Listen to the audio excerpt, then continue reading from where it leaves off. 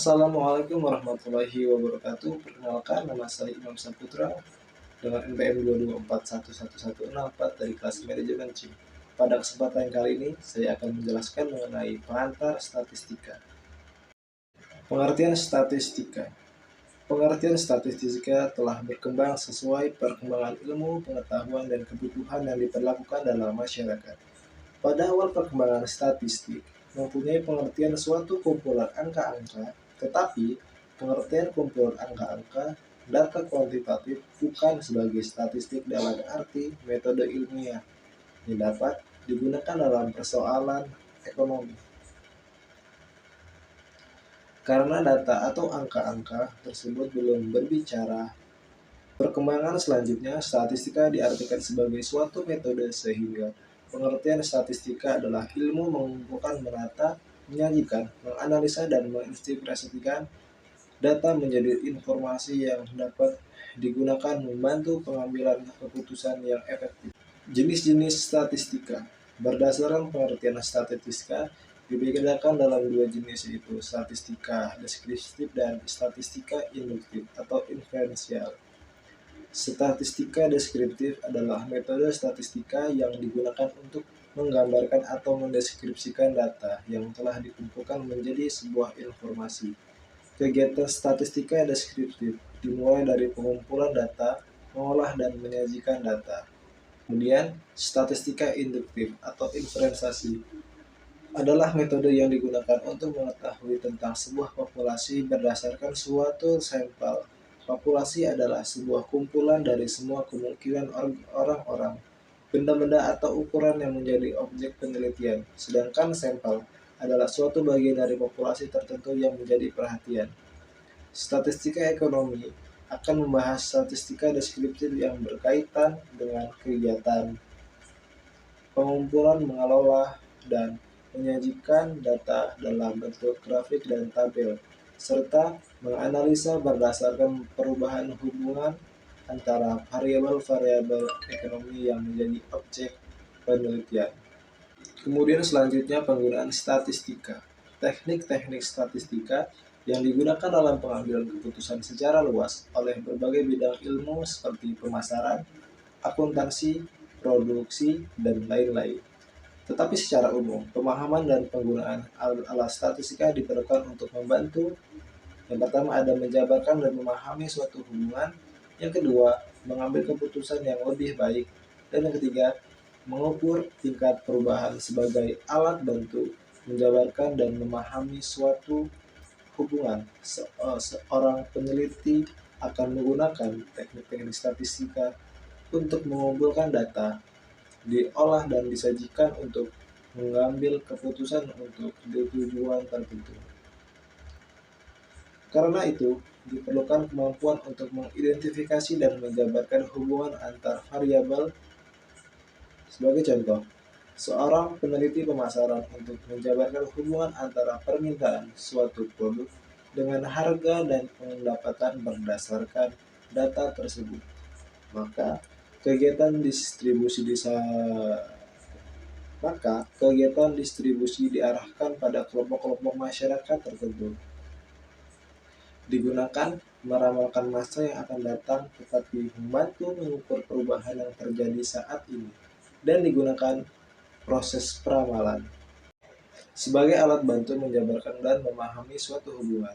Seorang peneliti akan menggunakan teknik-teknik statistik untuk mengumpulkan data, diolah dan disajikan untuk mengambil keputusan untuk tujuan tertentu. Karena itu, diperlukan kemampuan untuk mengidentifikasi, menjabarkan hubungan antara variabel. Sebagai contoh, seorang peneliti pemasaran untuk menjabarkan hubungan antara permintaan suatu produk dengan harga dan pendapatan. Berdasarkan data tersebut, maka kegiatan distribusi diarahkan pada kelompok-kelompok masyarakat tertentu. Sebagai alat bantu pengambilan keputusan, kegiatan statistik dalam mengumpulkan sampai menyajikan data di mana data yang disajikan telah menunjukkan karakteristik seluruh data tersebut. Data dengan karakteristiknya ini merupakan suatu informasi yang dapat digunakan untuk menentukan suatu tindakan, mengukur tingkat perubahan.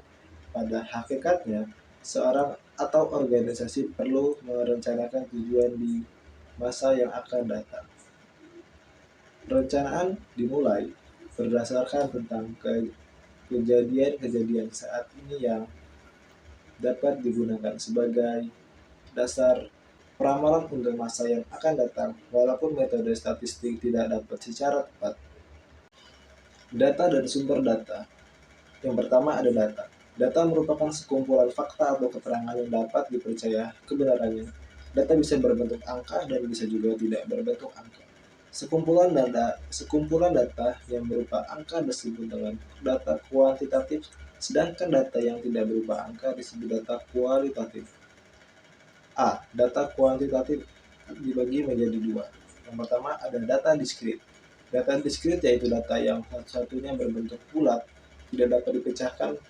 Contohnya, jumlah binatang satuannya tidak dapat dipisah.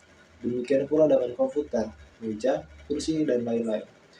Kita tidak bisa membeli 4 atau 5 meja, atau dalam ruangan ada 7,25 unit komputer. Dan kedua ada data kontinu. Data kontinu adalah data yang satuannya dapat dipecahkan. Misalnya kita bisa membeli setengah kilogram gula, pasir, setengah 3,5 liter minyak curah, harga sepeda balap 2,3 juta, dan lain-lain. Data kualitatif atau mutu atau kualitas. Data kualitatif merupakan data yang berbentuk bukan angka. Biasanya data ini dipakai untuk menyediakan statistik, menarik kesimpulan. Metode statistik, deskripsi, dan induktif. Berdasarkan metodenya, statistik dapat dibedakan menjadi dua bagian, yaitu statistik deskripsi dan statistik induktif.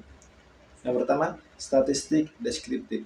Disebut juga statistik deduktif adalah merupakan pengumpulan data, penyajian data dalam bentuk tabel atau grafik.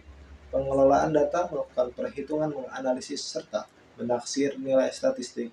Yang kedua ada data statistik induktif.